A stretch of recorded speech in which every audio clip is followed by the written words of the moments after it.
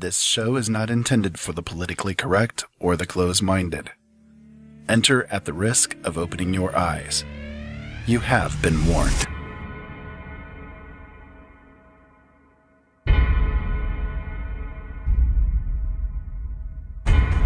Why does the media attack an issue? To get primetime ratings? In my line of work, you got to keep repeating things over and over and over again for the truth to sink in. The Army Air Forces has announced that a flying disc has been found and is now in the possession of the Army. A moment comes when we step out from the old to the new, and when the soul of a nation, long suppressed, finds utterance.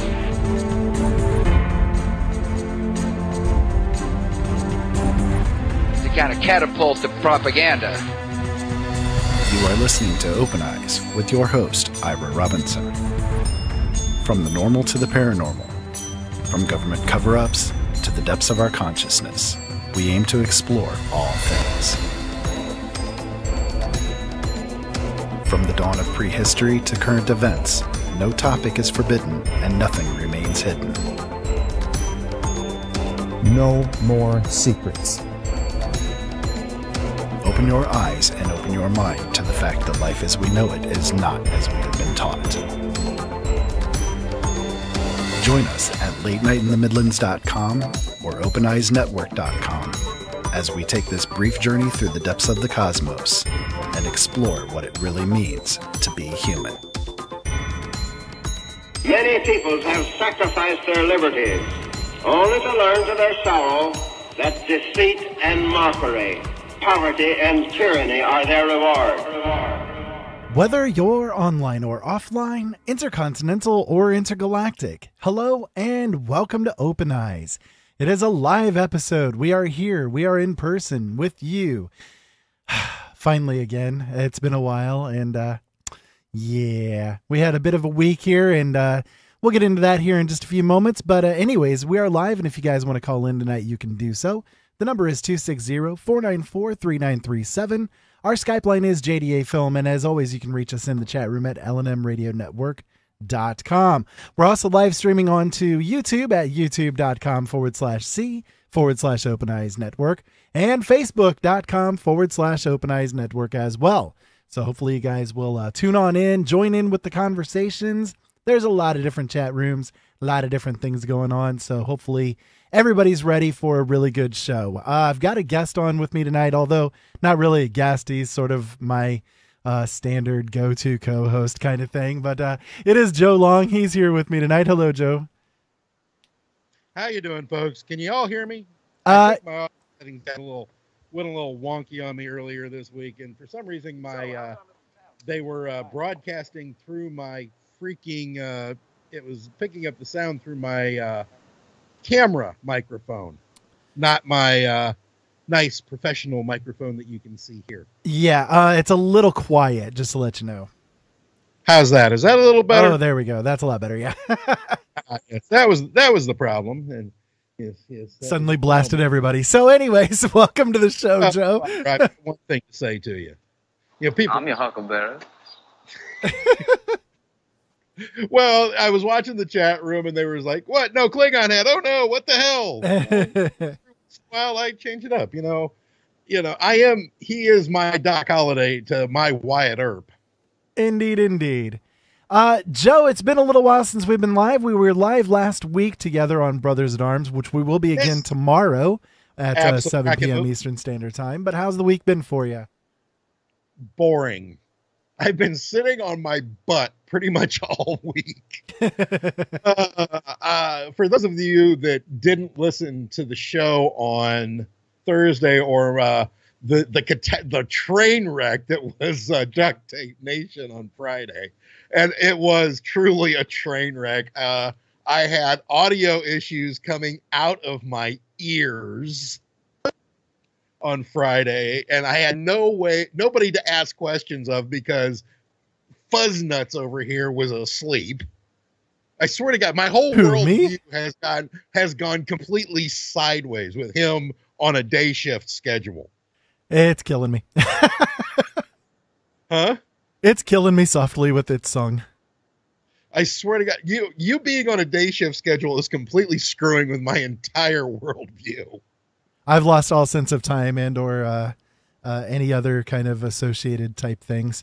Yeah, that was a trainer. I mean, I finally got it figured out thanks to some lovely people in the chat room. Thank you very much.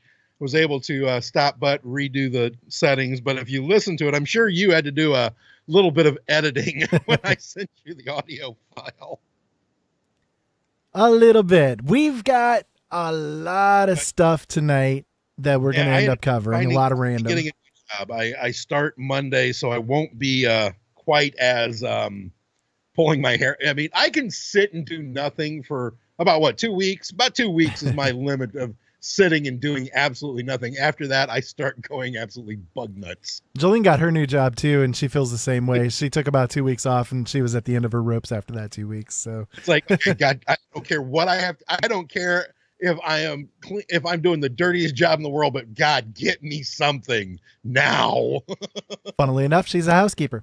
Anyways, let's get into a little bit of topics here for the people.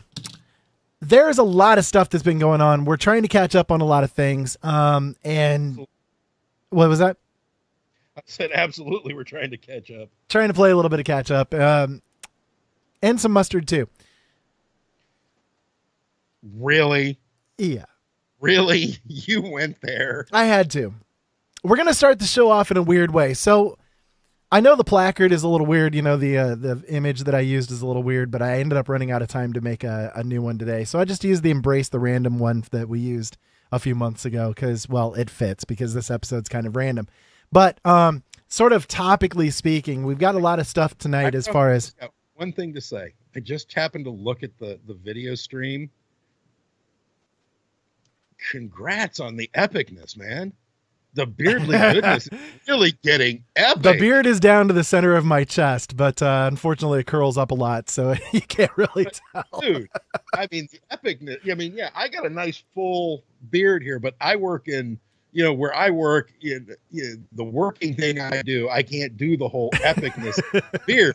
You, on the other hand, can do epic, dude. That is indeed. The epicness is there. Very cool. As Jolene reaches in to play with my beard. Oh, I know she absolutely adores your she beard. Does. She does. Anytime you've ever shaved or trimmed it, she bawls. Indeed. Well, tonight we're going to talk a little bit about climate change. We're going to talk about sex change. We're going to talk about a lot of different changes going on, and hopefully everybody will be interested. How's open change going for you? I might have a little bit of change left after we got rid of Obama. I'm not sure. I was hoping I still had some change, and I did. I had a little bit of change left. And of course, my tablet decides at this point in time that it wants to completely screw things up and not bring up the note that I've got, my show notes, the whole kit and caboodle list of things. There we go. Finally, it's decided to make itself ready. All right, now I'm going to read the headline for this story. And this is somebody that's legitimately posting. Like I checked into this. This is not a joke post or anything like that. I'm just going to read the headline to you and we're going to go from there. Okay. Okay. I'm planning to sterilize my 7-year-old son before he sexually matures, then freeze my own eggs so that he can one day find a surrogate and raise my offspring, his siblings, as their mother.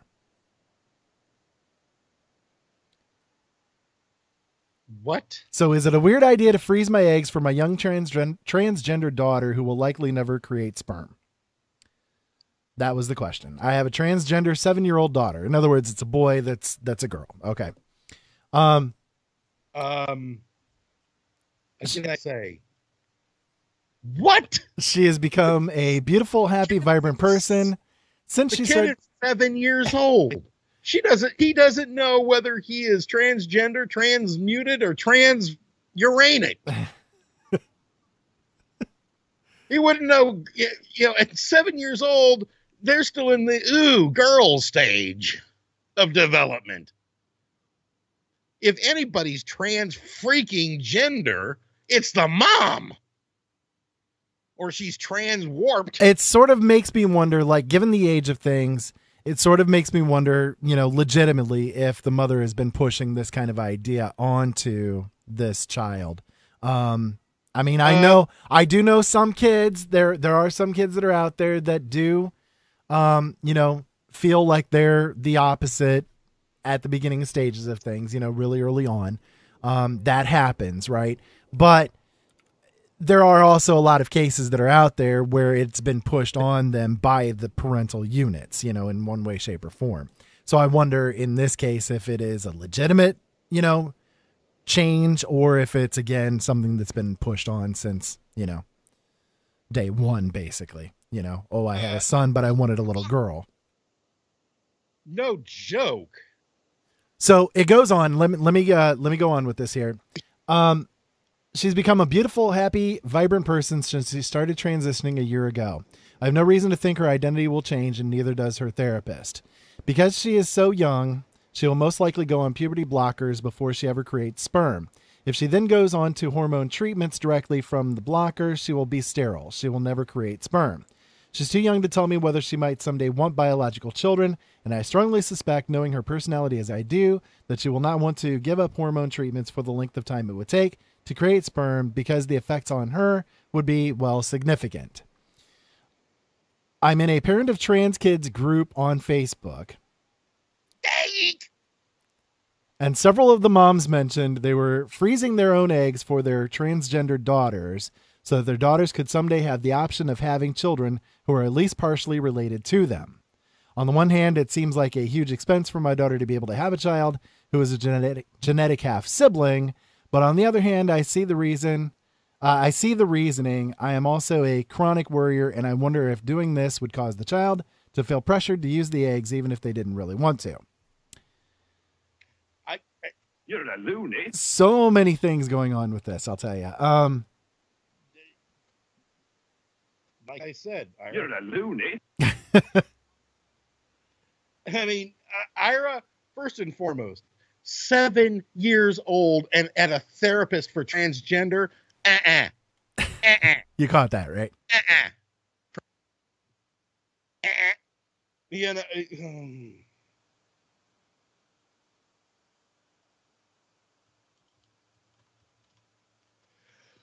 I'm sorry. This is just insanity.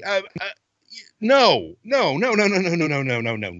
First and foremost, why in the name of all things great and small do you take your 7-year-old son to a therapist because she thinks, what, did he wear his mother's shoes? Was he, oh my God. So I got you go with this one, right? Help! I'm being repressed. I got you go with this one. Absolutely, and that is the absolute. That one was that's a perfect soundbite for it. Help!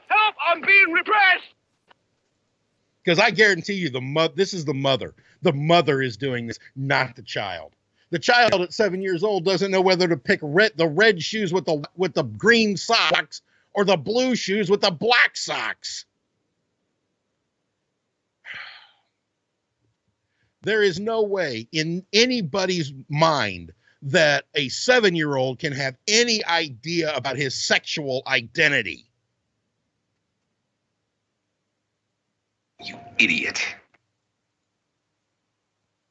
Like I said, there are some cases, and it's few and far between, admittedly, but there are some cases where the child basically from very, very early displays that they are the other, the opposite sex.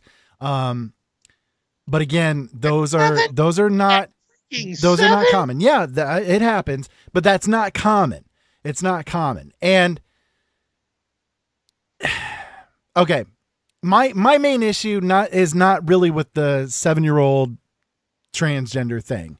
That's okay. Whatever. No, that is not my issue. My issue is, I could be wrong. But this, Everything in this article screams mother. Every bit of this article screams that it's the mother doing this. And how old is the mother? No clue. 8? No. I'll guarantee you. She's a millennial. I'll guarantee it with, I'll bet you $1.5 million. I'm not sure, but in this next paragraph, she does go on to say, if I did this for her, I'd have to do it now before I get any older and my eggs deteriorate. But luckily, I'm not out of the age window to have healthy eggs right now. I am, however, not in any financial position to do this, though I hear that there may be options to help with that, and we'll look into them if it seems like a good idea. So basically, I'm just curious to see what the reaction to the idea is here in this community. I'm leaning towards probably unnecessary and maybe even a bit weird, but if someday my daughter wanted it, I'd hate to say that I passed up on the opportunity to help her out. And a secondary question, but related. Daughter, you Jimmy Dizzy twin, it's your son. Secondary question, but not related, or but related. I'm in contact with a young trans woman who does have frozen sperm and wants to have biological children. She's not in a good financial place for in vitro, surrogate, or all that. And I'm not comfortable being a surrogate, but I would be willing to donate eggs for her for free. No reimbursement for my time and willing to travel to work within blah, blah, blah, blah, blah. But I don't know her that well, and I don't know if it's appropriate to offer that or if it's weird. Alrighty then. Well, anyways, so my main thing with this one is not really, again, the transgender child specifically. My questioning is in regards to this, this mother who has, I don't know, taken the decision about what's going to happen with the child into her own hands, saying things like, I want to make sure that she's, sterile and all that kind of stuff when she hasn't even reached that sexual maturity yet. We do have a call that's coming in. Go ahead and grab it here real quick. I do believe it's my wife. You believe, huh? It is. Who else would it be? It is. Hello, Jolene. Hello. I figured I'd call in for this little bit. Alrighty. So, yeah, I'm kind of in agreement with you with the whole thing. I don't see why she would want to take so much of... The child is only 7. Child isn't even a teenager yet.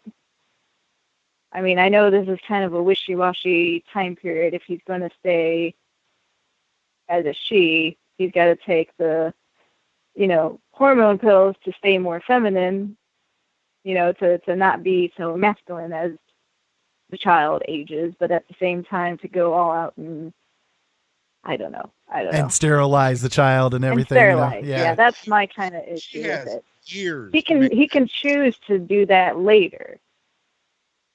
She can choose to do that later. Right. If she's got they so desired. Decision. Yeah, that's the thing. Yeah. 7 years old. You don't, even with kids hitting puberty earlier and earlier, you're still looking at maybe, 10, 11 years old before you even have to start worrying about puberty. Still another 4, maybe even 5 years before that kind of thing comes along. Unless they're Ira over here. Yeah, I was a little young. Yeah, you hit it at what, 9? 9, yeah. I'm sorry, but this is ridiculous. I agree with you, Jolie. It seems to me like a very you got me flustercated over here. Very radical step. Yeah. To do this to the child.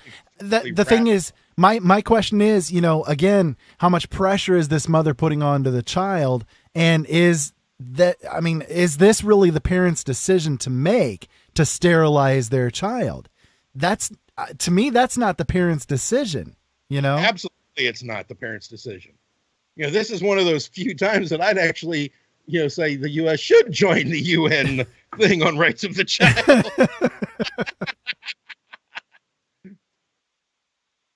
But this is, I can only imagine if, somebody that I knew or somebody had tried that with me, said, oh, your son is, is showing signs of transgenderism. Maybe you should have him in therapy for transgender therapy and encourage him to be her and raise him as a girl and sterilize him.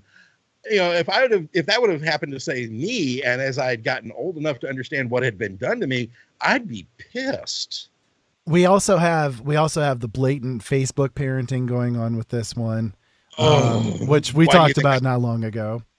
Oh, why do you think I went? Yeah, you and I had a discussion about that one. Jolene, you were there too, with that one, weren't you? No. No. No, you were off that night. That's right. But the Facebook parenting we would thing. have loved to hear your comments on the whole Facebook parenting thing. That was. I would have loved to hear that, because I think we'd have had another F-bomb on the show. Well, we can let her discuss that. I mean, what do you think because it's brought up with this topic, the person has obviously, gotten hooked up on the online, Facebook parenting group, that again, they push this agenda with it. How much of the therapist has been pushing this same agenda, is this a legitimate therapist, that's just there to bounce things off of, or are they kind of pushing the stuff too? There's a lot of questions that aren't being answered as far as this article is concerned, but still, I thought it'd be an interesting point of discussion with it all. So Jolene, what do you think about the Facebook parenting thing? I think the whole Facebook parenting thing is complete craziness. Because it's just a bunch of people putting their opinions out, and people's opinions can go weird, especially when you're just voicing it online. I mean, it's just the same as talking. You can say more freely how you think and feel online as opposed to in person.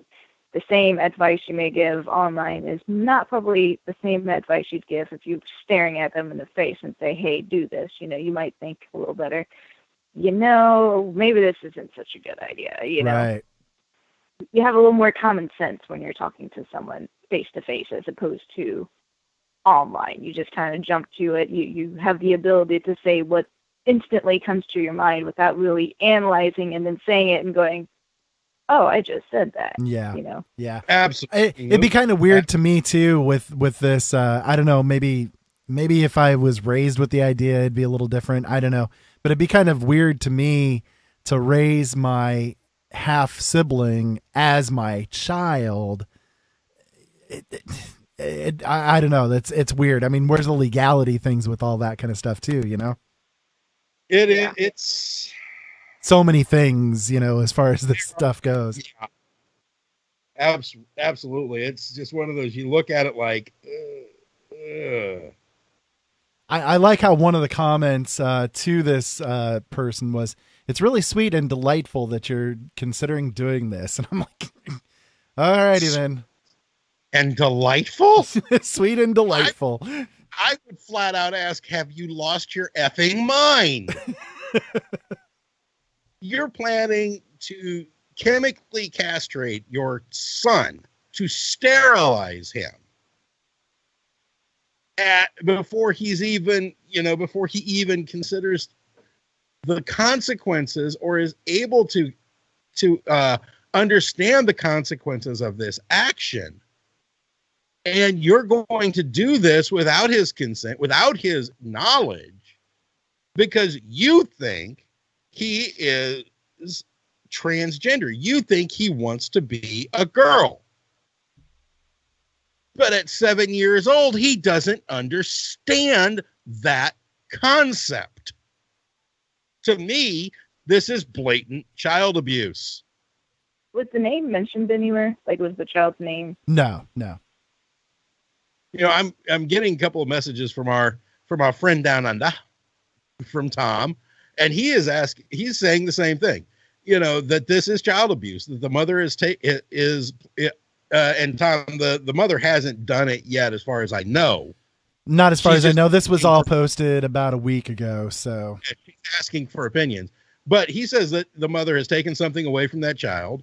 And how is the child supposed to grow up and work out who they are when they're not told they are? And then I love his last comment. Delightful? It's not a freaking cake. Yeah, I was wondering if the name of the child was mentioned at all, because then you can kind of get an idea of whether or not this was like purposely done. You know, like if the name was a name that can be feminine or is feminine. Yeah, that kind of the unisex or whatever kind of thing. I know. Yeah, like if it's a name like Jesse, oh, well, it could be boy or girl. Well, or, we dealt with a similar kind of thing, when it comes to this whole gendering stuff. I mean, with our grandson, our grandchild, we kept getting told don't refer to him as he or do boy things or whatever, and it's like, okay. First and foremost, Rowan has one of the most masculine names I've ever heard. Well, Rowan is also a feminine name too. In what culture? Irish. To hell, you say? Rowan is not. You're thinking Rowena. There's a big difference between that and Rowan. No, it's a unisex name, Joe. Trust Remind me to backhand Bethany the next time I see her.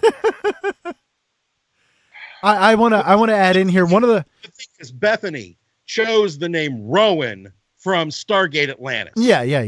And it is, the character played by Jason Momoa, who, if anybody thinks he's transgender, you need to have your eyes examined, your head checked, and be committed to the nearest psychiatric facility for some intense electroshock therapy. He'd be a very interesting girl. One of the Mr. Momoa, if you would like to find him, he's in Fort Wayne, Indiana, the New Haven area. You can find one of the comments, backhand him into the middle of next month. I would love to watch. One of the comments, I just have to mention one of the comments here. I'm not sure if they were being sarcastic or if they were being real with it, but they said this is just so goddamn precious. I don't know if they were being sarcastic or what. I really, really do. Probably sincere. Empyrean in the chat room put up a couple of things that I think that really do need to be addressed. Okay, go ahead. It says, according to the DSM-5, as many as 98% of transgender confused boys and 88% of gender confused girls eventually accept their biological sex after naturally passing through puberty. Right. The rates of suicide are nearly 20 times greater among adults who use cross-sex hormones and undergo sex reassignment surgery. Right. Even in Sweden, which is amongst the most LGBTQ affirmative countries. Right, where they don't have the bullying and all that kind of stuff that goes on in a lot of other countries. Right. Yeah. Right. And conditioning children into believing a lifetime of chemical and surgical impersonation of the opposite sex is normal and healthful is child abuse. Endorsing gender discordance is as normal via public education and legal policies will confuse children and parents, leading to more children to present to gender clinics where they will be given puberty blocking drugs. This in turn virtually ensures that they will choose, quote unquote, a lifetime of carcinogenic and otherwise toxic cross-sex hormones. Yep. And likely consider unnecessary surgical mutilation of their healthy body parts as young adults. One of the things I want to toss into this whole discussion too. Thank you, Empyrean, for bringing that up. Yeah, and he's not wrong with it. Point. Yeah, he's not wrong with it. That is the statistical findings with this whole topic. One of the other statistical things as far as this topic is concerned too is that we're all getting hit almost every day with transgender stuff, right? And yet transgenders only make up about 0.2% of the population. Right. Well, some Ira would believe you were transgender. I remember a certain photograph of you for Halloween. Sure, but that was a Halloween costume, though. You made a lovely woman. Yeah. I make a pretty girl. Yeah. Not with the beard. With the beard, no, but given enough time and makeup, anyone can be a beautiful or handsome opposite. Right. Sure, exactly. So, like I said, you now with the beard, would make a nice circus freak. Pretty much. I'd make a good bearded lady. I'd make a great bearded lady. Jolene, you got anything else you want to add in here? We'll go ahead and take a break and move on to the next topic. Yeah, no, I'll go ahead and hang up now. All right, thank you. Love you, honey. I love you. I'll see you in a minute. Okay. Joe, you got anything else you want to toss in here? Other than the fact that if this woman does this, I hope wherever she is, that and I cannot believe I'm actually going to say this, that whatever child protective agencies are in place, take a real hard look at her. And as well, this so-called therapist needs to have his or her license revoked. Indeed. Well, let's go ahead and hit a break. When we come back, we're going to get into more change. This time around, we're going to get into climate change.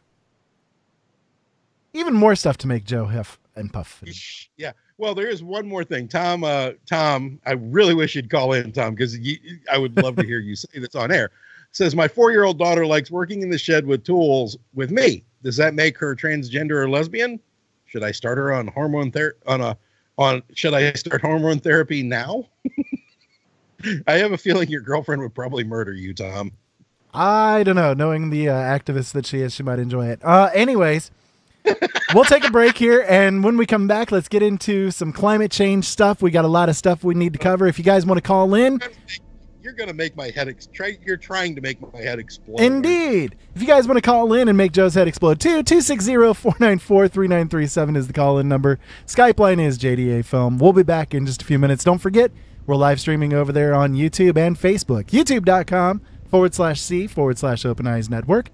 Facebook.com/Open Eyes Network. We'll be back in just a few minutes.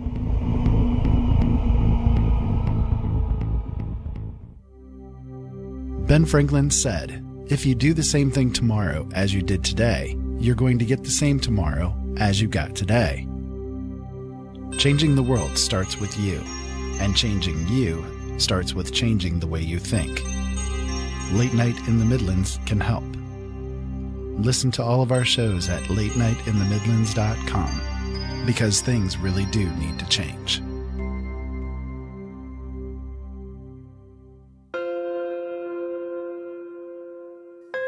There are days that the red pill is bitter in my stomach, but I can't get it back out.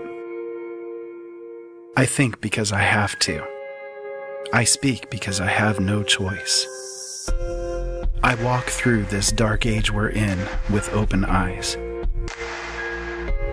Listen to Open Eyes on latenightinthemidlands.com. And together, maybe we won't stumble and fall.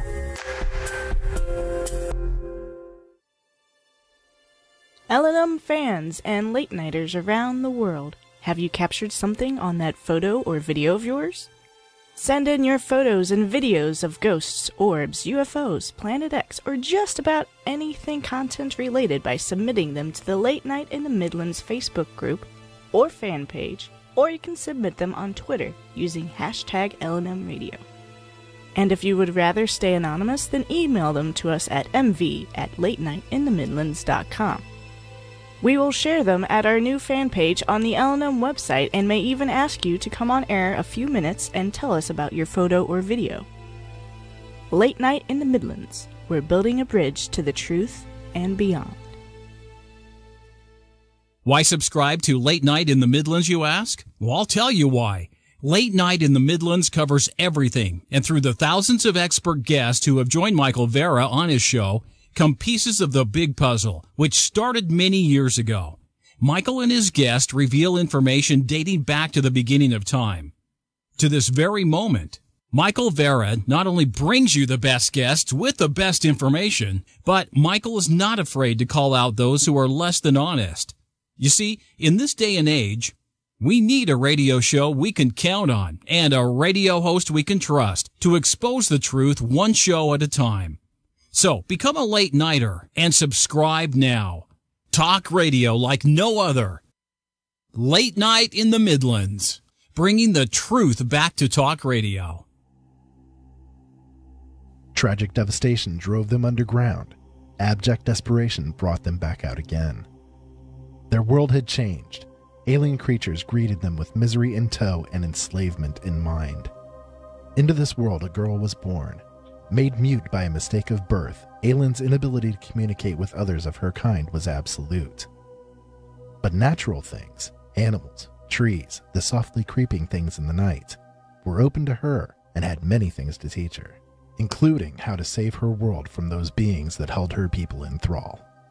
Aylin's first Silent Steps are just the beginning. Silent Steps is the first book in the Takik Cycle trilogy. Aylin is a young girl caught in a world that she is unable to communicate with, trapped between her people and the monstrous creatures that enslave them. With each step she takes, she comes ever closer to her destiny. Aylin has been thrust into the center of a power play for the control of her people, swept into a tide of events that will change the face of her planet forever. Purchase Silent Steps now at any major retailer worldwide, or online at Amazon, Barnes & Noble, or Neely Worldwide Publishing. You can also order a signed copy at Ira Robinson's website, originalworlds.com.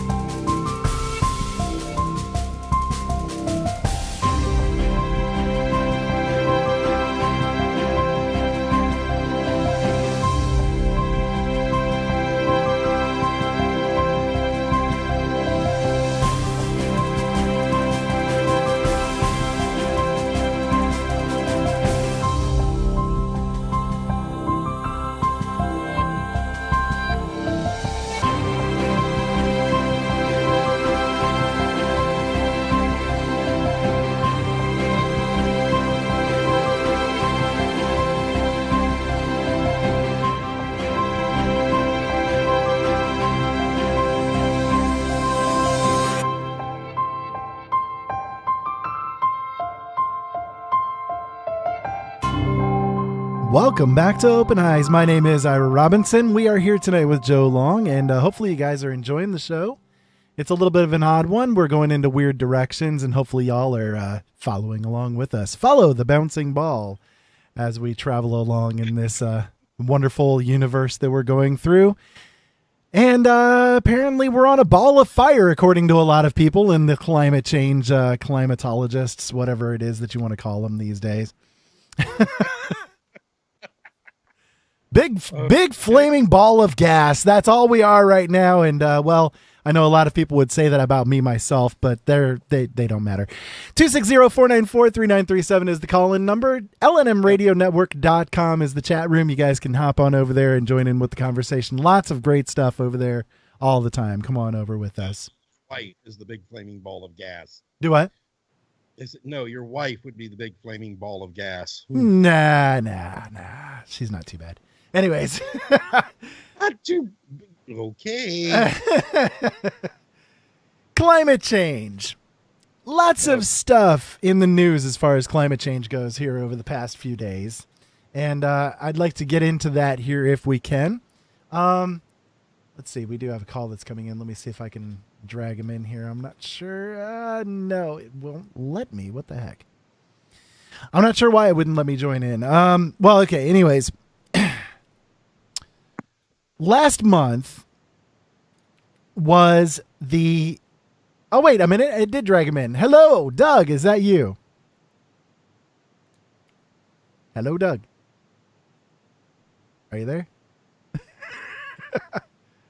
I'm not sure if he's there or not. Doug, can you hear me?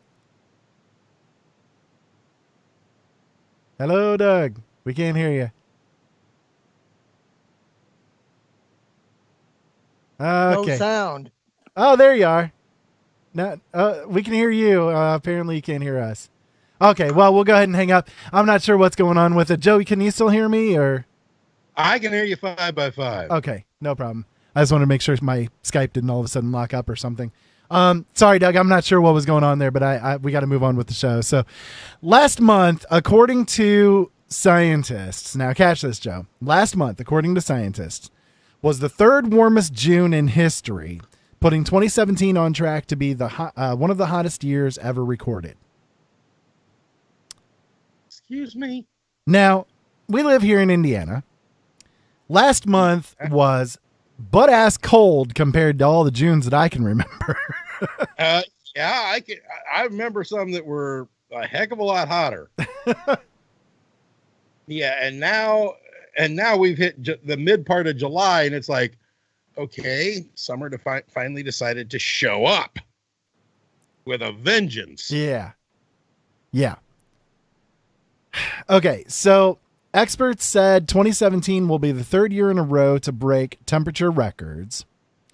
The first half of... I'm sorry, go ahead. In what universe are they living? Because I don't know. want to visit there. First half of 2017 was the second warmest on record for Earth, behind only 2016. And they also say figures now confirm that global warming is at levels not seen for 115,000 years.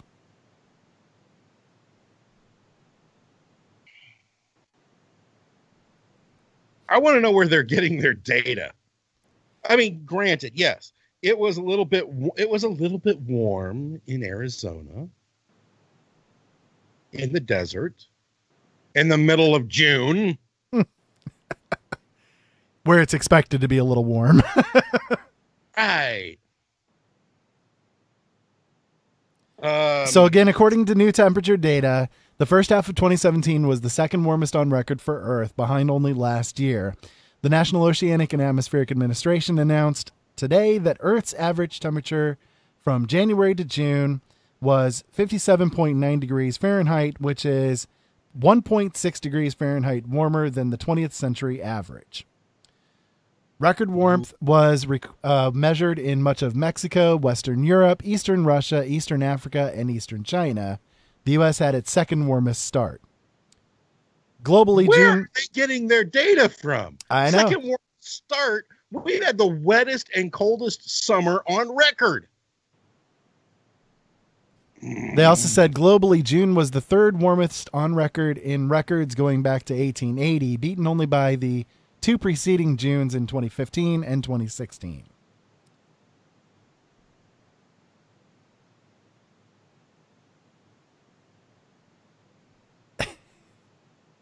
Now, NASA's data, this is interesting because NASA's data that they released last week showed actually the June of 1998 was warmer than this year's. Yeah, doesn't surprise me. So we have warring climatologists going on here. Okay, right now, and I just pulled, this is just for our, here in our home state of Indiana, is this.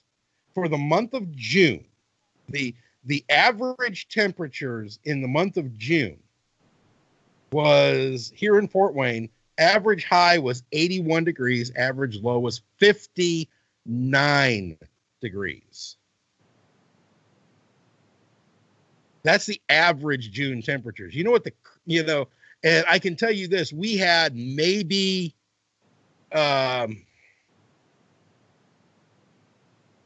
we had maybe the average temperature, so we were pretty average, I guess, apparently. Hang on.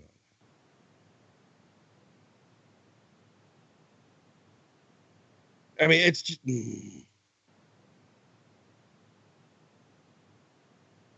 I'm sorry, this is bull. Are you calling bogus data? So I am calling bogus data. I am seriously calling bogus data. So I am here's seriously calling bogus data, because the month of June was wetter and colder, and that came from meteorologists here in Fort Wayne. They even said that it was wetter and colder this June than it has been in years. Yeah. I think we're second or third wettest June on record. Yeah. I mean, we still have large puddles of water standing out in the middle of fields, and it hasn't rained in 2 weeks. Exactly. Now, Michael Mann from Pennsylvania State University is the one that published a lot of this information, and he published research showing that recent record temperatures have less than 1 in a million chance to be occurring naturally. According to this article. Really? He said, quote, "We have a follow-up article that we're submitting showing that the likelihood of 3 consecutive record-breaking years, such as we saw in 2015 to 2017, was similarly unlikely. In short, we can only explain the onslaught of record warm years by accounting for human-caused warming of the planet." Oh, are you... Now, moving on, I have another related story that I want to bring up. The sun. Another related story. Here's the headline. "Cutting emissions isn't enough. We must remove CO2 from the atmosphere as soon as possible to avoid extreme climate change," warn scientists. Are you kidding me? They say we must reduce the amount of CO2 in the atmosphere by 12.5%. Geoengineering measures could accomplish much of the needed CO2 removal. Chemtrails. And these could include replenishing forests or chemically altering the oceans.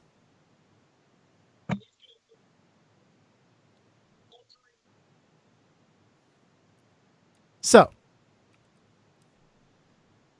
Kyra? Yeah. You idiot. To avoid... I'm sorry, what? You didn't hear that. Yeah, I heard that. Idiot. I heard that. I'm hearing some really weird sounds, too. Really? Yeah, I'm not sure where they're coming from. There's nothing on my side. Okay. Well, anyways, we'll move on. All right. So anyways, okay. First of all, removing CO2 from the atmosphere would destroy life as we know it on this planet. Thank you.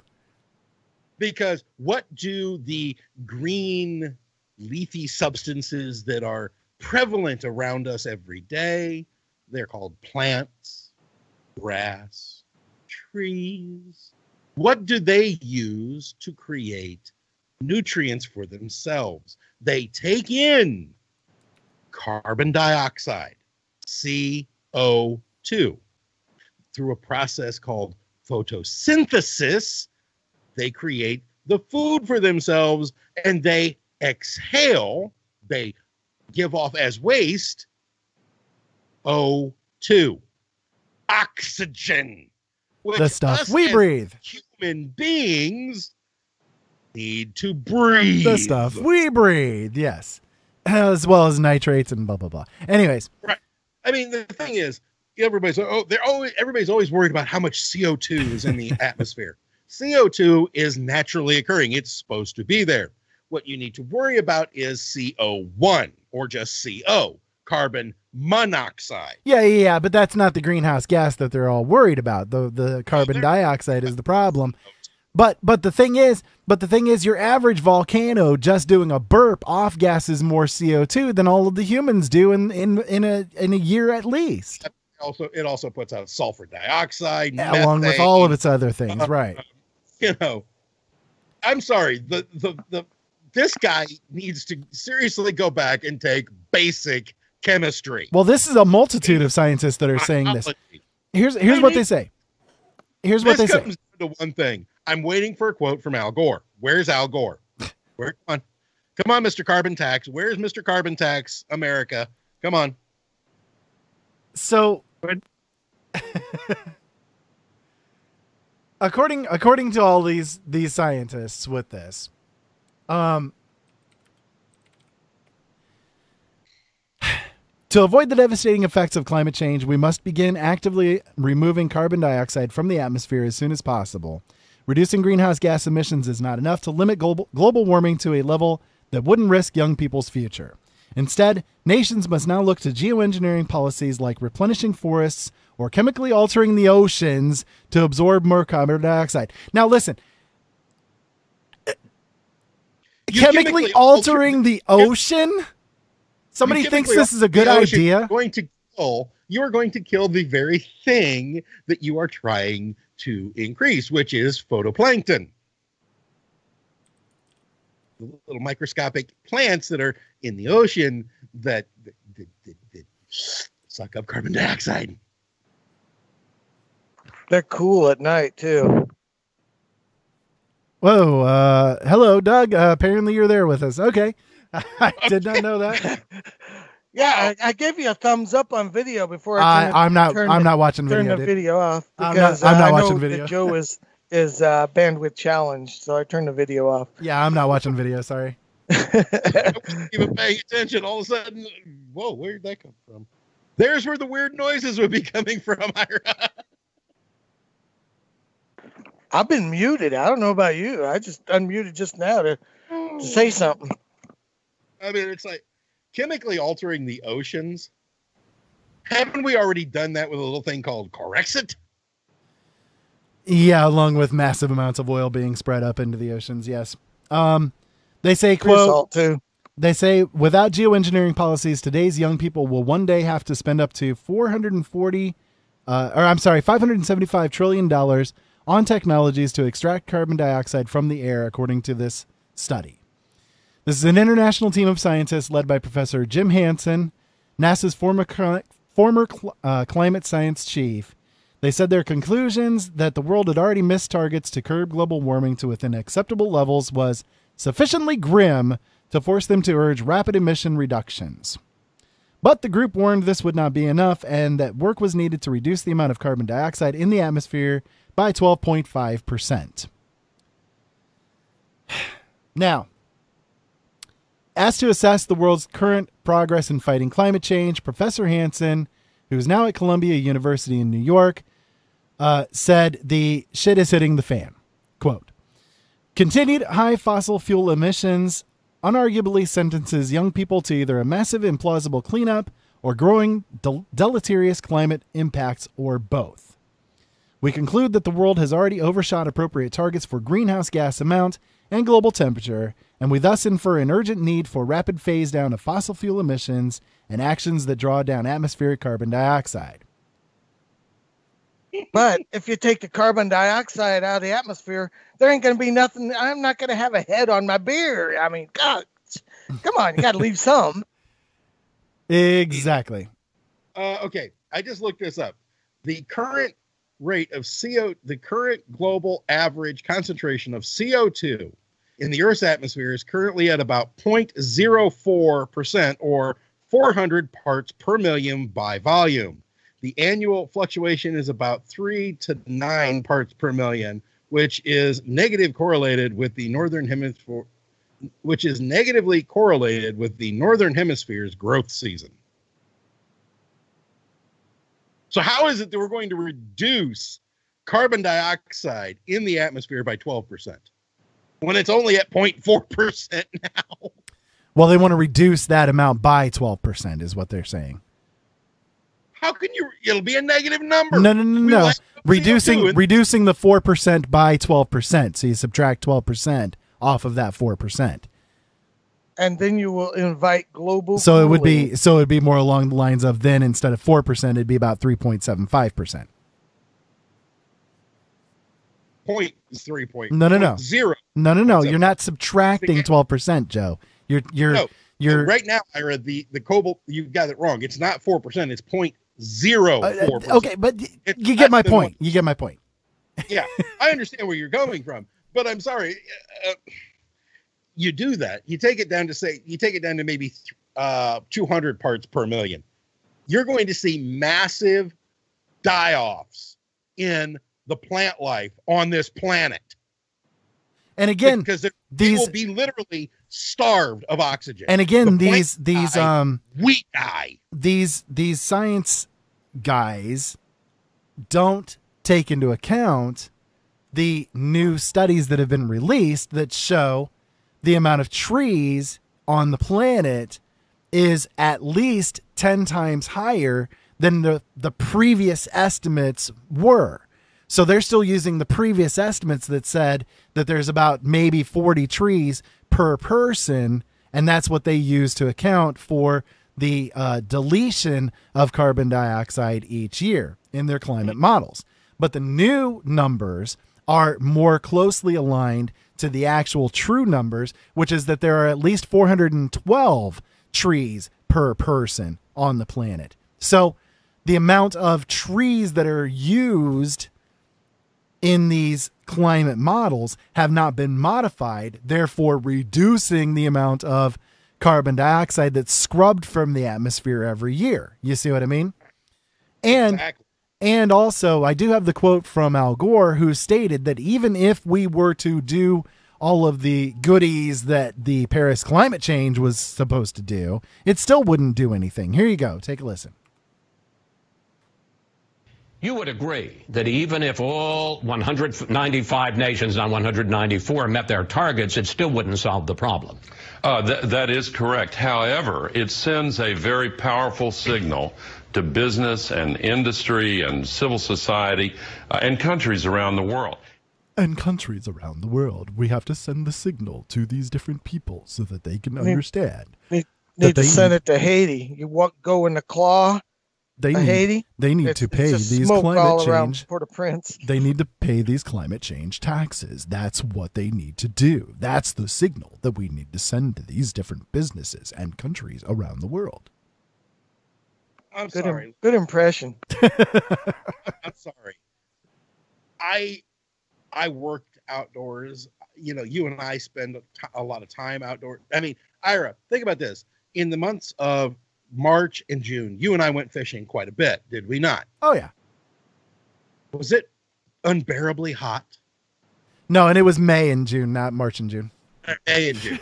Was it unbearably hot? No, it wasn't. And now look. As a matter of fact, there were many a morning that we would leave out that you were wearing a hoodie. Yeah. And long pants, where I'm sitting there going, this is just about perfect. It's a little. That's it's so a he little doesn't word. get sunburn on his tender skin. No. I don't burn. That man does not burn. I never burn. He is the man with the perpetual tan. One of the things also that's not accounted for with these climate models that the average person doesn't understand. Okay, again, the average person out there, our listeners probably are above average. I'm sure that everybody out there that's listening absolutely has an understanding of this. But when they go out and they do these temperature tests to see what the temperatures are, the global temperatures around the world, oh my God. You know where they measure them? They go into like the heart of New York City and measure the temperatures there.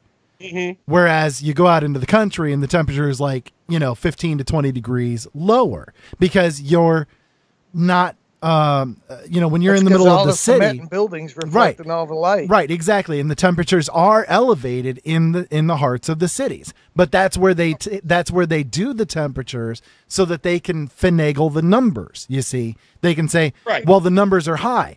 Well, yeah, they're high in New York City when you're in the dead center of all the plastic and glass and concrete. Sure, it's hot there. Sure, because there's, 6 billion people living in this one little spot of land, right? 6 million. I know. I'm exaggerating for a reason. It's stupid. People don't understand that that's what they do to finagle these numbers.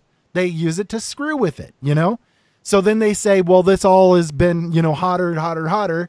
Well, sure it is. It's in the cities, Now, one of the things they end this article with is techniques include solar radiation management, which involve reducing the amount of sunlight Earth receives by shooting reflective sulfate-based aerosols into the atmosphere. Hello, chemtrails. What have we been talking about for years? And people still tell us, oh, no, there's no such thing. That's not real.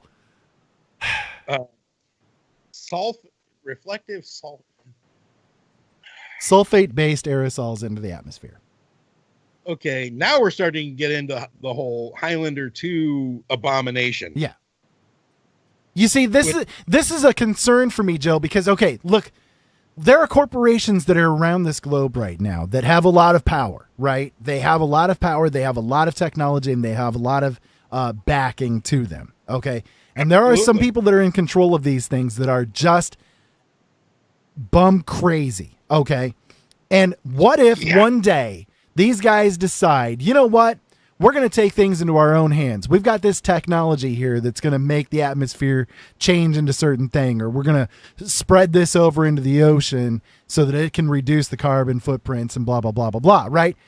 And and we, you know, in the public and everybody else is like, no, don't do it, you know, and it's like, you know, he's just like, poof, screw you, we're doing it anyway, right? And they go out and they do this, and it completely destroys the environment. You know, that's one of my concerns that I could definitely see happening. You know, look at somebody like Elon Musk, you know, sending up all the stuff up into the atmosphere, right? He's got the rockets, and he's kind of a little bit of a crazy guy, right? What if he gets a burr up his butt one day and he says, you know what? I know what I can do to solve this climate problem. I'm going to send up this stuff into the atmosphere, and it's going to start eating through, you know, the clouds and blah, blah, blah, blah, blah. I don't know, whatever, you know, come up with some kind of James Bond shit. And and then we're dealt with, you know, this huge blow to the environment, and we're left with the cleanup of it and maybe, you know, pitting us against the survival. People don't think about this stuff, but there are people that are out there that are just crazy enough to push that kind of button. Yeah. Give Al Gore that kind of button. He's pushing it. I don't want Al Gore anywhere near any button. Period. You get that man anywhere near any button, you know, that's a scary thought. I mean, not only that, but you also have, Ira, and a lot of people don't want to even talk about it, HARP. It's been affecting the way this climate, the world's climate is for the last 20 years. Yeah, that's what I'm saying. That's what I'm saying. These people have been doing this stuff for a really long time, and people still deny that it's having any kind of an impact. Hello? It absolutely is. Now listen, I got one other article I want to hit before we hit the break, because we're starting to run low on time here. We can definitely come back to it. Yet. Well, no. I mean, like, before we have to hit the break here. Here's the now bear in mind everything that we've said so far. This is the hottest year. Oh my God, it's global warming. We're all going to die. The big piece of ice broke off the Larsen ice shelf. We're all in a whole lot of trouble. We're all going to die. On and on and on. We do have another call that's coming in here, so I'm going to go ahead and drag him in here real quick. I do believe they are joined in with us. There's Tom. Is this Tom? Tom, hello. Welcome to the show. Hello. I'm going to call in shortly because it's starting to pick up wind because we've got them lovely winter Arctic winds hitting us. Oh my God, you mean it's cold down there? I didn't think that was possible. I was working in the snow 2 days ago, and then it just went back to raining and crappier. So I'm freezing. But I've got a couple things to bring up. One, you got me in trouble earlier with the whole gender thing that you were talking about, because when you when you read out my comment, I was actually near my girlfriend, who's an activist. Oh! So when I said the whole, you know, is my daughter a lesbian thing, I got in trouble for that. And then when you said the whole activist thing, she's like, "What the F have you been saying about me?" I said that you're a conservative feminist. And she's like, "How the hell can you be a conservative feminist?" And I was just like, "There's a way." Because I hate conservatives, so I stood up. Second of all, I know where they get their data from, and I told you, Joe, in the message, they get all their data from the George Bush Center of Intelligence. There you go. That's true. It's, you know, he's a very smart man. He has to know everything. And next time you have talk about Al Gore, can you please play the Man Bear Pig thing from South Park? I'll see if I can find it. Because every time he's talking about him, I have to YouTube it. Man, Bear, Pig. And my final input, Doug, before when you spoke out of nowhere, that was creepy as shit. Which one? I tried for creepy. You just appeared, and it was just like, whoa. A wild Doug has appeared. I haven't got any Pokeballs. I don't have any Pokeballs either. I was out of town for a week, so you can't blame it on me. Well, Tom, stick around here for just a minute, because I do have one other thing here as far as this whole climate change stuff goes, okay? So we've been talking about...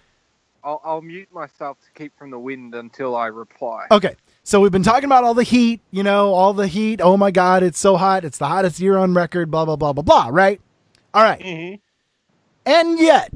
And yet, this little thing that I ran across, more record lows on Canada's East Coast. Just this week, for the first time all year, we got actually in the 90s. We had so much rain from Cindy and we had like 20, almost 30 inches of rain in June, and it's been raining here every day. And I think there's only been like 2 days that it hasn't rained at all in the month of July down here in Louisiana. Yeah, it's strange. For Louisiana in July, if this is only the second day it's hitting over 90 in July in Louisiana, that's newsworthy. That's noteworthy, because that's not normal in any way, shape, or form. That's because it's been cloudy and rainy, and so the temperatures haven't been out of the 80s. I just jumped in my pool for the first time all year today. Yeah, I lived there, Tom. I lived there, and it was not, there, I can count the days on one hand that I didn't walk out of my house and melt. When were you down in Lafayette there, Joe? I was actually in Alexandria, and that was 94 through 98. Oh, okay. Then you weren't here for the big Buddy D parade there when the Saints won the Super Bowl. I posted a pic in the chat. No, I wasn't, but men wearing dresses. I was there 94 through 98 was when I was there. What's wrong with wearing a dress, Doug? I've been known to do that before, special occasions, Halloween, Saints win the Super Bowl, for the first time. I've worn a dress. Well, I mean, the fact occasionally that my girlfriend steals my socks, does that make her want to be a man? Well, no. I looked around then to see if she was nearby. My wife's gone, so I really don't care. I am going to get beaten after work. I'm sure. Yes. She'll put on her husband beater, and if they've got record, they're talking about record cold on the east coast of Canada. I mean, we've had one of the wettest and coldest summers on record here. I mean, quite literally, it in the last week is when we finally started hitting, the mid 80s to up to low 90s here in Indiana. And unfortunately, it's being combined with the typical Indiana humility. Indeed. Without, in Indiana, it's never the heat that gets you, it's the humidity. Indeed. Well, guys, listen, let's go ahead and hit a break here. We've got a little bit more that we want to talk about, and I'll get into the Canada cold thing on the other side of the break. How's that? Okay. All right. If you guys want to call in and play the Al Gore. If you guys want to call in, 260-494-3937 is the call-in number. Skype line is JDA Film. As always, we're over in the chat room at LNMRadioNetwork.com. You guys can join in with us over there. And it's been an interesting night so far, and a lot more to go. So anyways, make sure you guys stick around. We're live streaming on YouTube and Facebook, so join us over there if you want to as well. Stick around. We'll be back in just a few minutes, folks.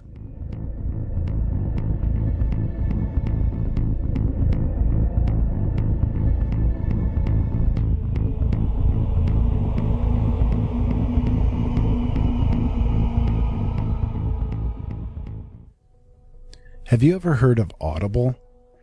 Audible is a website with hundreds of thousands of audiobooks. They're all high quality, easy to listen to, and, best of all, if you take advantage of a special deal that we've worked out for you, you can get one for free. That's right, a free audiobook of your choice in any genre, simply by going to audibletrial.com/openeyes and signing up for the free trial. It's simple to do, and it would support the shows that we bring to you, and hey, you get a free book out of the whole thing. So why not take advantage of it today? Go to audibletrial.com/openeyes and sign up for the trial. When you need a reliable source for your toner, where do you turn? Laser Technologies International Incorporated, your source for quality laser printer, copier and fax toner. We supply a frustration-free cartridge guaranteed not to harm your printer. Delivering 100% of the quality at a fraction of the price. We have products for most major brands. Find us on the web at www.laser-technologies.com. Email us at service@laser-technologies.com. Call us at 561-792-9600. That's 561-792-9600. Laser Technologies, 561-792-9600. Providing excellent customer service since 1995.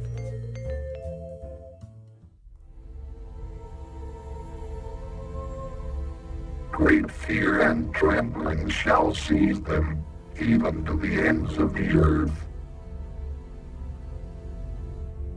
The earth shall be hurt, and all things which are in it perish, while judgment shall come upon all, even upon all the righteous.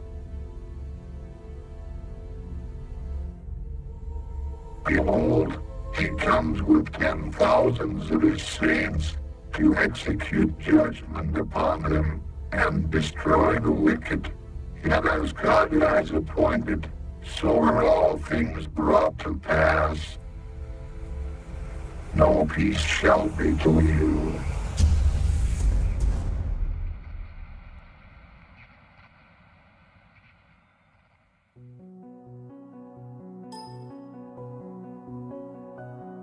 You may be suffering from OMS, Openmind Syndrome. This disorder can be a burden on those suffering from it, as they see the insanity in the world around them.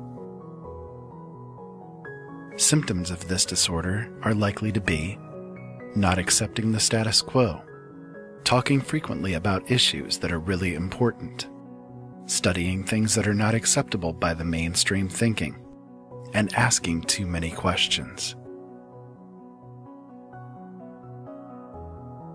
This disease can spread rapidly, even over the internet and airwaves. It is becoming an epidemic. If you or someone you know suffers from Openmind Syndrome, do not seek help.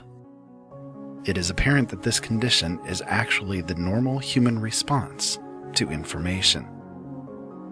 In fact, it is best to interact often with fellow sufferers at latenightinthemidlands.com to remain open-minded. Openmind Syndrome. It's no joke.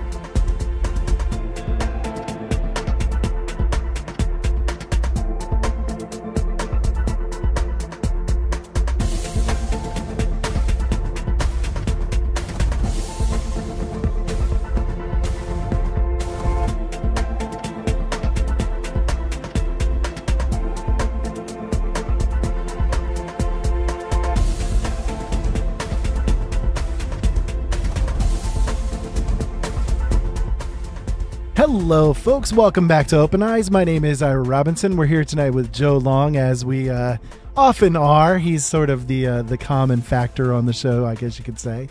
Not the fear factor, although some people... You're the common factor of everything. Some people might be a little bit of a fear factor with him. And a little bit of music there for me again. I love the way that one came out. But anyways, we are back, and, well, Tom sent something before he left, and, well...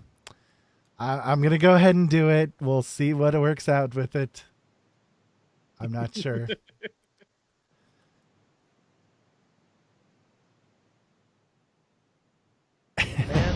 I'm here to educate you about the single biggest threat to our planet. You see, there is something out there which threatens our very existence and may be the end to the human race as we know it. What do you mean? The cave-in is over. I'm afraid you have a much bigger problem than a cave-in. What's that? It is a creature which roams the earth alone. It is half man, half bear, and half pig. Well, I'm here to tell you now, man, bear, pig is very... Little bit of man, bear, pig there for you, I guess. Oh, Lord.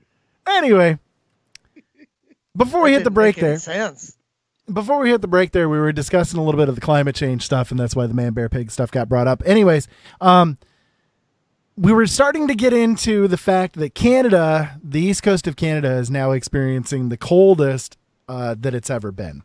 Let me give some of the data that they gave. All right, so New Brunswick, let's see.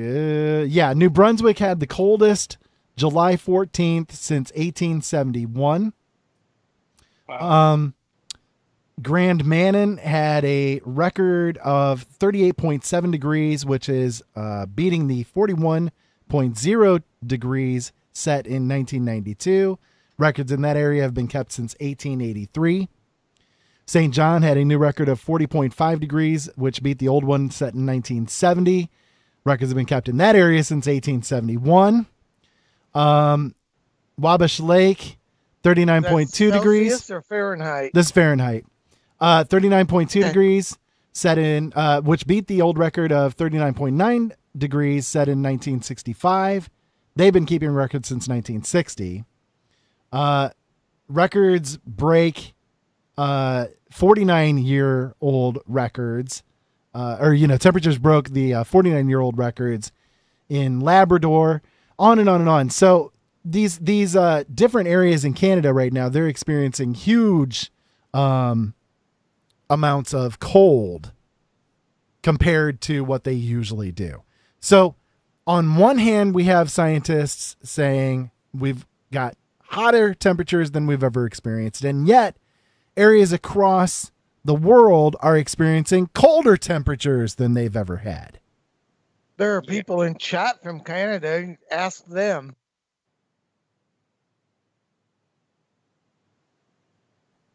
If anybody out there is in the chat and would like to join in with that, please do. 260-494-3937. We'd love to hear from you guys. Are you guys experiencing colder things than you guys normally experience up there? Agreed. I'd like to know that. But again, this whole climate change, I mean, yes, it's climate change, right? But it's not global warming. It's not global cooling. It's climate change, period. Right. The thing is, we live in a dynamic climate. It's not a static environment. Static. It's not a static environment. Exactly. And again, these models, they always delete out the record high temperatures that were set during the Middle Ages, where it was warmer then than it is now. And yet things cooled down again. But that was, they blame that on campfires if they account for the numbers at all. Normally they just delete them because they don't make sense in the record. They don't make sense in the greater scheme of things, you see? So they finagle the numbers. And that's wrong. I mean, you can't. That's Bush League science, Absolutely. It's Bush League science. It is. And it's junk science. That's what it comes down to. So we have all of this stuff going on. And then moving on, I have another article ties into all of this. I'm going to give you the headline of it. Mm-hmm. Scientists say prelude to the 6th mass extinction is happening right now. What? What? Who's going extinct? So here's what the article says. When plant and animal species go extinct, it's usually a clear sign that humans have messed up. We've overhunted, destroyed habitats, polluted waterways, and altered the climate by burning fossil fuels, wiping species off the planet for good. Now, before I move on, I just have to say, in the immortal words of George Carlin, 99.9% of all the species on the planet have gone extinct. We haven't been around for all that long. My tomatoes went extinct because we had too much rain. They all dead. I'm sorry.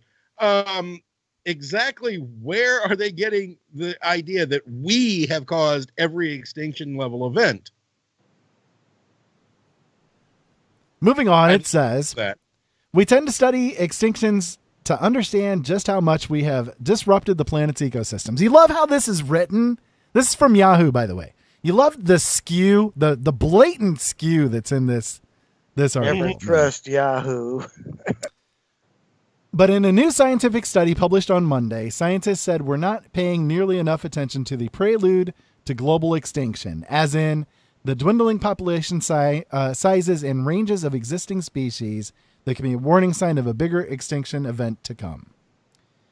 As with extinctions, these declines have serious consequences for the natural systems we all depend on for clean air and water, food, and shelter.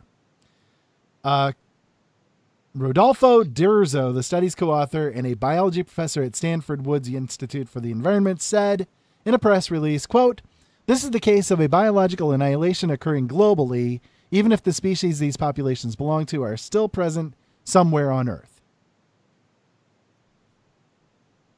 What? You love how he put that? Even if they're somewhere around, they're still extinct. Doesn't that mean they're still around? They're still around. This whole thing is so bizarrely skewed in weird ways. I'm telling you guys, it's very bizarre. For their analysis, around, that means they're still around, doesn't it? For their analysis published in the Proceedings of the National Academy of Sciences, D'Urso and his colleagues mapped the ranges of 27,600 species of birds, amphibians, mammals, and reptiles worldwide. The sample represents nearly half of all known land-based vertebrate species. Scientists estimated that of these species, nearly 1/3 of the vertebrates are declining in population size and range. Shrinking ranges mean animals, especially migratory species, have less room to hunt, breed, and hunker down. As ranges decline, population numbers also dwindle, pushing a species closer to the edges of extinction. Tropical regions saw the greatest number of decreasing species, particularly in the South and Southeast Asia. In Thailand and Myanmar, for instance, illegal hunting and logging of rosewood trees has drastically reduced the population of Indonesian tigers. What's a twee? I don't know. Maybe it's 70 characters for a tweet. Indonesia's Sumatran orangutan has lost roughly 60% of its habitat as farmers burn and drain swamp forests to produce palm oil. Temperate regions had similar or higher proportions of decreasing species compared to tropical regions, according to this study. Now, what is palm oil? I don't know. Is that kind of a lubricant for your palm? Yeah, well, I'm not going there. Okay, so the research adds to the broader scientific debate about the 6th extinction, which is likely happening to the planet right now, and might be the biggest mass extinction since the dinosaurs disappeared 66 million years ago. Well, you know what killed the dinosaurs, ladies and gentlemen, was a big old honking rock that fell out of the sky. That's what killed dinosaurs. What do you think created the Gulf of Mexico? Is that big old hunk, because it's shaped like a crater and all around. The they believe the impact crater is the great crater in northern Arizona, is where they think it hit. Is actually I'm talking about the one that hit down there off of Mexico. Yeah, that was likely a collision event that happened at some point in time before we had an atmosphere, according to what most scientists are agreeing with. But the one that they say killed the dinosaurs was what created the Grand Crater in central Arizona. Yeah. Okay, so they said during Earth's 4.5 billion year history, 5 major extinction events have wiped out nearly all species on the planet, the geological record shows. Asteroid strikes, volcanic eruptions, and natural climate shifts. Climate shifts were likely to blame for those past events. However, this 6 mass die-off is largely due to human activities such as population growth, habitat destruction, pollution, and climate change. Yeah, that wouldn't surprise me. So, me neither. Apparently, according to these people, there's this, thing that we human beings are doing. We're going to cause the destruction of all the species, basically, or most of the species on the planet at some point in the very near future. And, the fecal matter is about to hit the rotating object. Well, I hope that the cockroaches are the first to go. Cockroaches and termites. Oh, they'll live. Yeah, live through anything. I'm sorry. These guys, I want to know exactly what drugs these idiots are taking and where we all can get some, because I'd like to live in their happy little world. Yeah, considering cockroaches have been around for like 200-300 million years. Yeah, I mean, the skewing, again, of that article was just insane. I mean, I had to bring it up because it's like, wow. I can't believe how skewed this thing is. All right, so, okay, we can move away from climate change. We got some other things that we want to cover. I got a couple of things from Sweden. I want to make sure to get these in. Oh, yeah, sure, you betcha. Oh, yeah, sure, you betcha. Okay, so. I like the Swedes. I'm going to read the title for this one. Joe, I'd like to get your thoughts on just the title alone before I go into everything else. Okay. An elderly Swede caught fire after a hospital surgery. What? And they said oxygen. And they said that it was oxygen, and they're using a laser that will do it every time. They said that it was a oxygen and a laser. No. They said it was light that thing on fire. No. They said that it was a miscommunication that caused it that caused the problem. A miscommunication. Okay. What can I say? Yeah, they turned the oxygen bottle up too much. So no, it went into a strange direction. So. I'm confused. A Swedish university hospital said a miscommunication is to blame after one of its surgeons accidentally set an almost 100-year-old woman ablaze in the operation room. The woman who turns 97 this year was at Skåne University Hospital in Malmö in May to undergo surgical treatment. After the surgery, the nurse covered her wound with a liquid protective film, which is highly flammable and should be kept away from sparks, flames, and other ignition sources, according to the instruction manual. Meanwhile, the doctor got called away to another incident. When he returned, he noticed the woman was bleeding near the wound, and he decided to heal the wound with diathermy, which is an electrosurgery technique, burning skin tissue in order to reduce bleeding. That's when the flammable protective film caught fire. So the nurse quickly put out the fire. The elderly patient received some burns, but the hospital writes in its report that this miscommunication was what was to blame. I just thought that it was really weird. I ran across the article and I saw the title and I'm like, the title alone, I gotta say. Yeah, next week it'll be Swedish Sue Doctor. First and foremost, why in the name of all things medical would you... Okay, doctor, I have a question for you, doctor. Doctor, excuse me. Dr. Ira, please come to the microphone. Damn it, Jim, I'm a doctor. Wait a minute. I had to do it. Joe's been watching too many Star Trek episodes. I had to do it before he did because I knew it was coming. I know it was coming. It was coming. It was coming. First and foremost, why in the name of God would you have a chemical, basically a liquid Band-Aid that's flammable? Why would you have any type of thing that you put on your skin in a medical type way that can catch fire? Highly flammable, Do you know about super glue? Oh yeah, I use it quite often. Highly flammable. Super glue was invented in Vietnam to close wounds. Yeah, it was there as to a close liquid wounds, yeah. bandage. It was a fast-acting liquid Band-Aid for battlefield wounds. Yeah. And exactly. Then it was discovered that not only does it bond skin, it bonds everything. And it's highly flammable. It is indeed. When liquid. It is while liquid. You know, the thing is that truthfully, actually, it's the chemical formula that they have of modern super glue is actually not that flammable, because that's why it's able to be used to fume fingerprints, because it doesn't burn, it steams, it evaporates, but it still has that chemical property of holding on to, binding to the oils. So the modern version of it is much less. It's actually a very safe product, but I'm still boggled by the fact that, okay, you've got a highly flammable thing and you don't mark it on the freaking chart. And then the doctor comes in, grabs a cauterizer and says, "Oh, I'm going to cauterize this." Yeah. I like how in the article that they say the hospital has now enacted a policy to change the routines.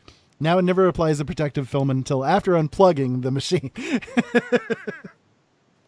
All right, so I got another one from Sweden. Goes down to another quote by George Carlin about warning labels. Yeah, exactly. All right, so I got another one from Sweden. We're going to definitely shift in a big way gears here. A Swedish council has admitted that local libraries have now been burning copies of a popular children's book because it contains racist expressions. The little train that could. So much for Tom's comment of Sweden, the nice Germans. Yeah. So they're now burning books. That sort of reminds me of another nice Germans, right?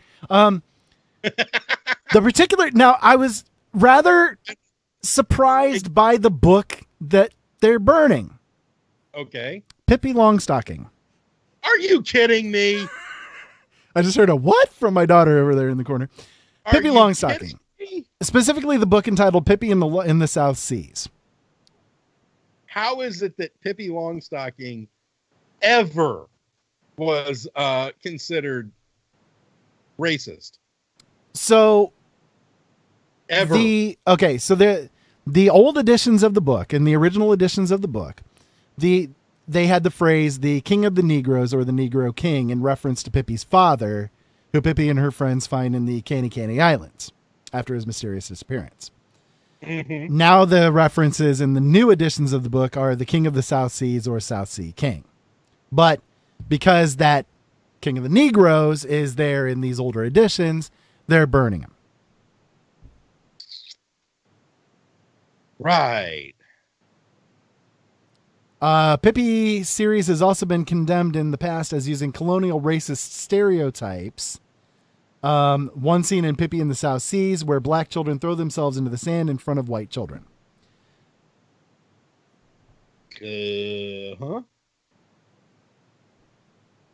I'm confused.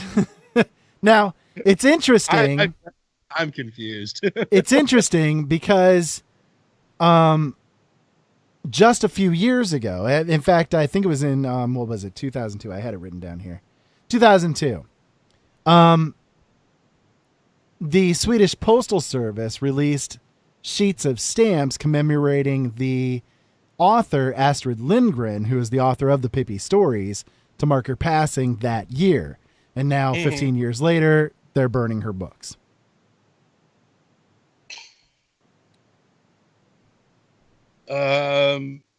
Now, what's interesting, too, is that Sweden has sort of become... Well, I guess one thing that we can say about Sweden is that they are sort of the go-to socialist country in Europe. I mean, basically, if anything, could happen socially, socialistly speaking. Socialistly, is that a word? I'll make it up. Socialistly speaking, Sweden would grab hold of it first and run with it. Yeah.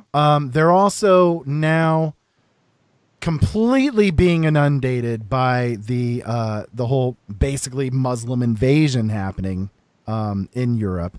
They're sort of the centerpiece of it, and at this point in time, their people are suffering with a lot of murders going on, rapes going on and on and on. Mm-hmm. And yet the government says, no, that's not actually happening. Because they don't want to. Okay. I still like ABBA. Sure, exactly. It's not actually happening, but it's happening. But it's happening, right? I mean, you got basically no-go zones. There's zones of Sweden that you do not go into. If you're not a certain way, statues being torn down, rapes, murders, pillaging. I mean, on and on and on. That sounds like New Orleans. They're tearing down all the Civil War and the War of 1812 exactly, statues. Yeah. Oh yeah, I discussed that a few weeks ago on DTN. And that's the people are so dumb they don't know the statues. They figure they're all from Civil War. Some of them from 1812.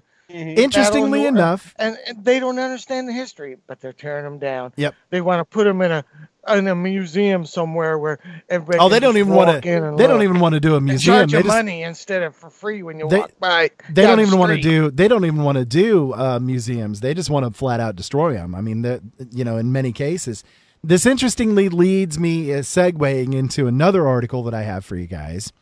Black Lives Matter costs the University of Missouri millions of dollars.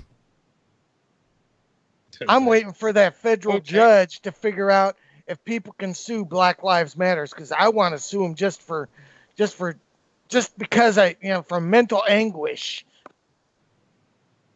Okay. When so we saw when Donald Trump, for instance, got appointed for the candidacy. We saw the universities, across America becoming like the centers of these protests going on. Lots of other protests happening, raising up after the Michael Brown incident and Eric Garner and so on and so forth. All of the universities really flared up, and, we had the whole Cocoa generation happening. Now, the University of Missouri. Explain Cocoa generation. The Cocoa generation is the generation of children who feel that when they're threatened on the universities, they need to have their cocoa, need to go have their puppies and their blinkies. These are adults we're talking about. Yeah, and also their rooms. These are adults that we're talking about. They need to go into the room with their coloring books and the puppy, and that's how they deal with life. Now, the University of Missouri was sort of the center of these things going on. Now, they're now seeing a pretty big backlash as far as this whole stuff goes. They're facing the consequences because they gave in to all of this stuff happening there.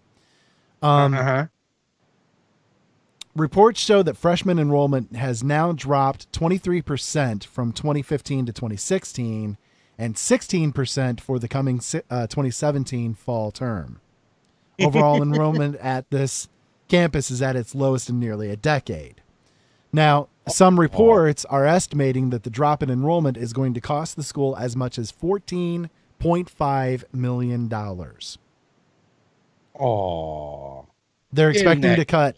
They're expecting to need to cut 400 positions, possibly including nearly 100 layoffs, to manage these significant losses in state revenue and tuition dollars.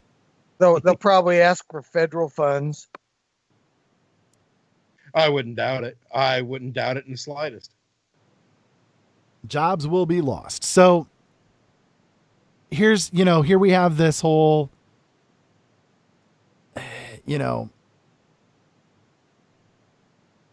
like, okay, for instance, Melissa Click was one of the professors there at the University of Missouri threatened a student journalist who was trying to cover the protests going on.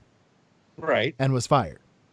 During the 2015 Black Lives Matter protests, one student started a hunger strike calling for the resignation of the school president, Tim Wolfe. Dozens of football players threatened to boycott future games.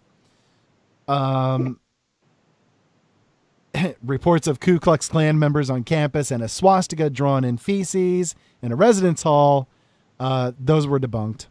All this has cost Missouri's flagship university tuition dollars and their reputation. According to the Kansas City Star, this is the worst enrollment performance of any flagship university in the country. This cannot continue. The University of Missouri has lacked strong leadership for far too long. That's in Columbia, Missouri, I do believe. Yeah, Columbia, Missouri. So here we have this, what we're seeing with this is the culmination of all of these different protests that have been going on. We're now seeing the results of it, sort of the future results, I guess you could say, is that people don't want to be there in the midst of all this horse shit going on. I agree. These 23% people that didn't enroll and the 16% that didn't enroll this year. So, 39% loss of enrollment. These 39% people, I guarantee you a large portion of those people are people who were like, I don't want to go to that university because if I'm going to go to a college, I'm going there to learn. I don't want to get involved in all of this stupid shit. I don't want to. Exactly. I don't want to have all of this going on around me while I'm just trying to be here getting my degree. What's up with this? I'm here to go to school, not all this horse crap. I look at it this way. I can get into a gas station where I stop in Columbia, Missouri to get gas while I'm heading to Omaha up on I-70. Less traffic. He's got a point. So you guys see what I'm getting to, though, right? I mean, we're going to see this on universities across the country, I think, that have had all of this stuff involved. You're going to actually see a larger enrollment in schools like IU, Purdue, the ones that have stayed out of it and stayed out of the news. As a matter of fact, coming back from my trip to Arizona, we spent a fairly long layover in San Diego and got into a conversation with a couple of young women that were sitting there with their moms that were coming to Indianapolis to go down to Bloomington for freshman orientation, coming from San Diego, California, where they have access to UCSD, UC San Diego. They have access to Stanford. They have access to UCLA, to Berkeley, to, and they were looking at going for psychology. One was psychology. The other was a math major. They're coming to IU. They're going to go to Indiana University from San Diego, California, because, and I asked them why. They said, because we want to go for an education. We don't want to get involved in everything else. Yeah, exactly. And that's the case with a lot of people, I think.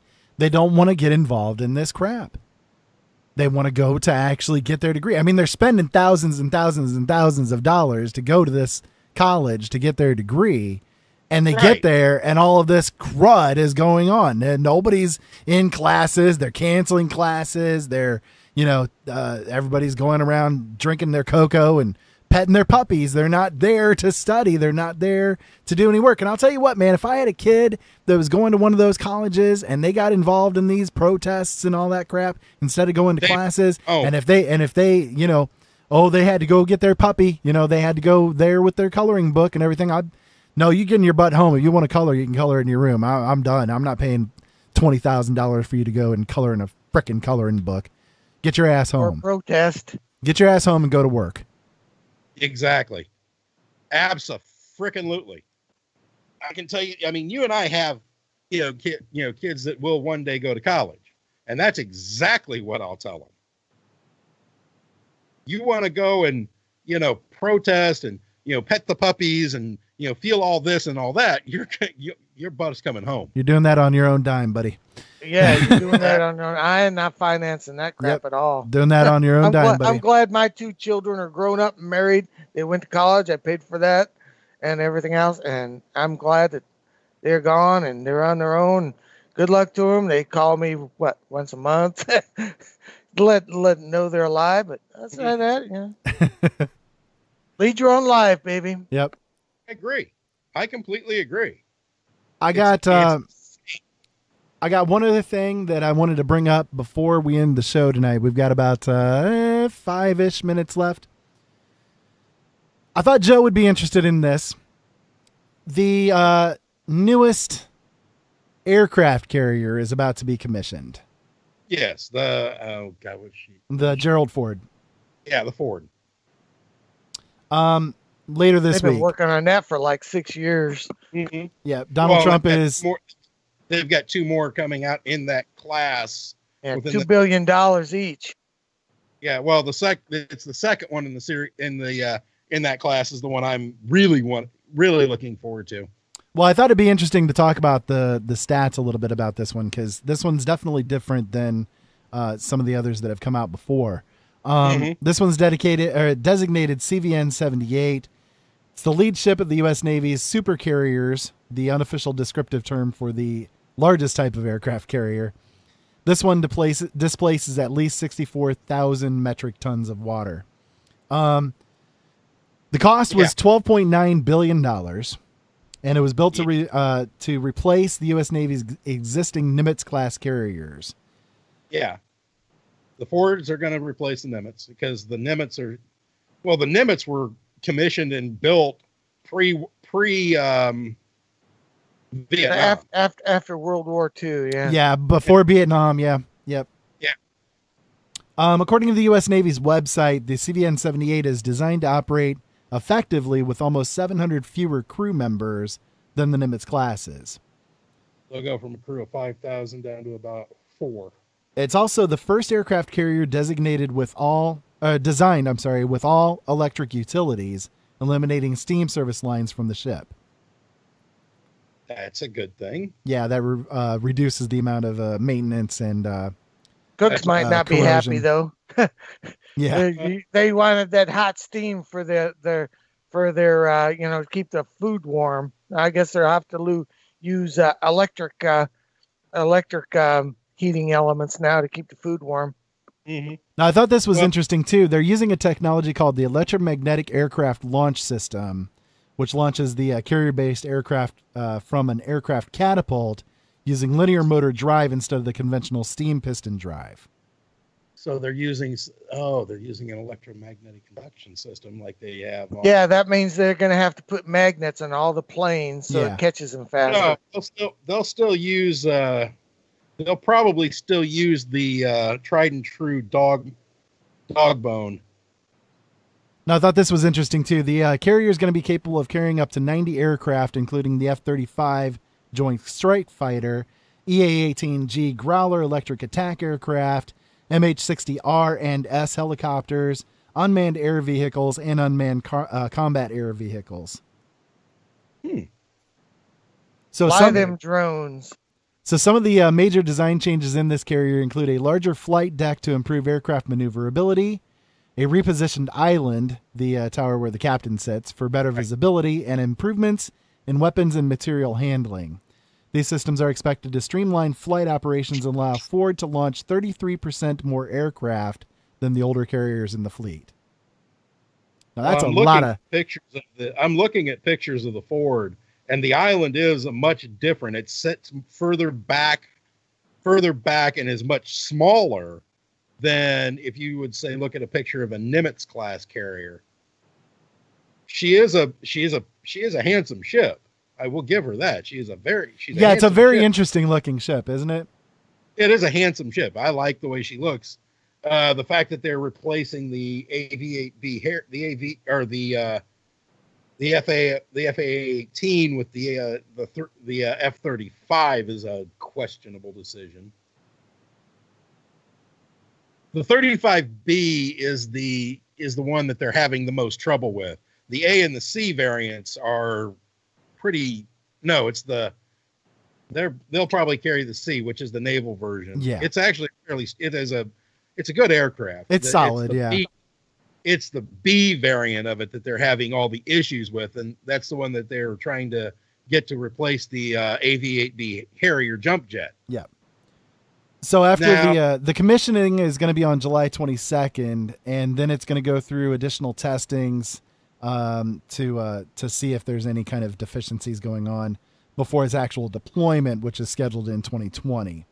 They'll do extensive sea trials on her. They've also announced 2 other ships in the class.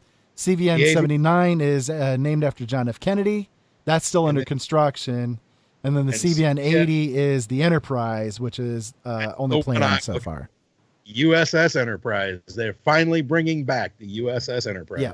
Yes, indeed. Be a big carrier. The other Enterprise was decommissioned a couple years ago. Yeah, and it's going to be a big carrier. The other Enterprise, the first Enterprise was decommissioned after World War II. Her nickname was the Gray Ghost. The Gray Ghost was a solid, she was a great aircraft carrier. The reason she was called the Gray Ghost is because of the fact that during World War II, the Japanese couldn't catch her.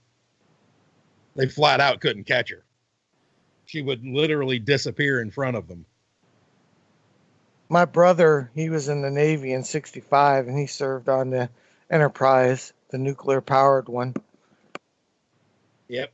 I thought it'd be interesting to end the show tonight with a lighter note, since we'd basically been blowing Joe's head off here all night.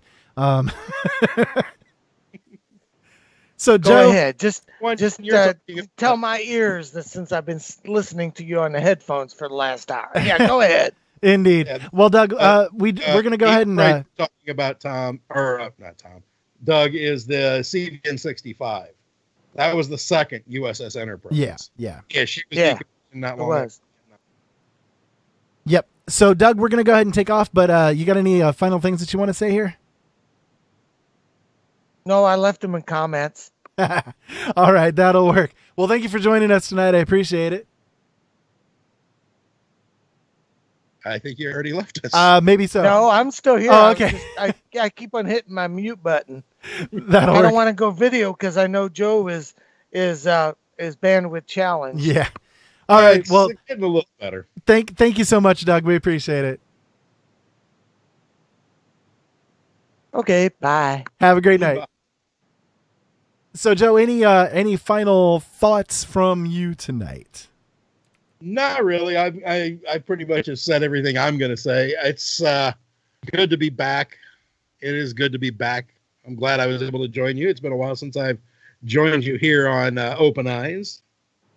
And as far as if you want to get in touch with me, you can get in touch with me at tapemaster@openeyesnetwork.com. You can hear more from me tomorrow, same time, same channel. On Brothers. I have no idea what we'll be discussing. Probably more of the things that are going making you go crazy. And also on Friday night at midnight.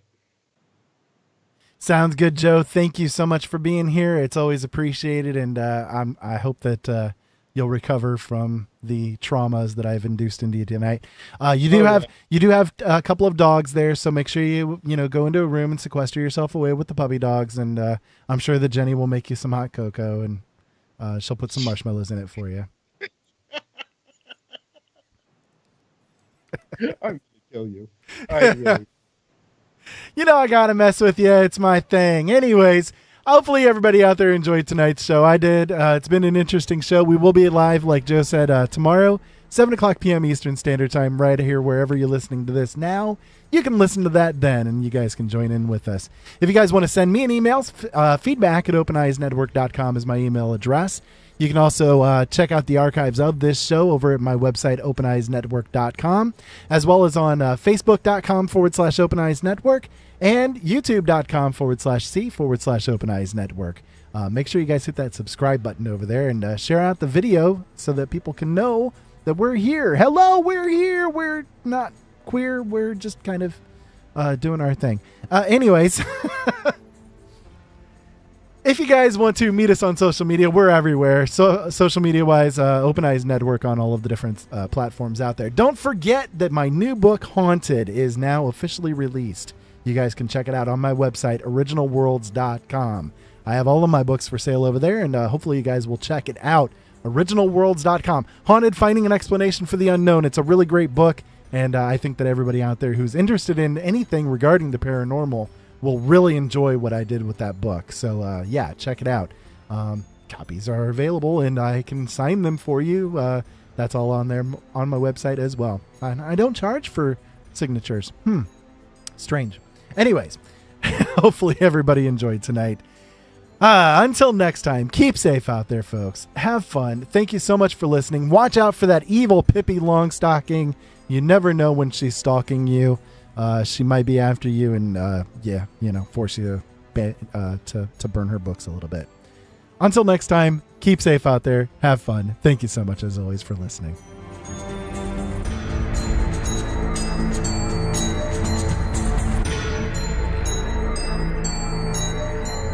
Pippi, look out!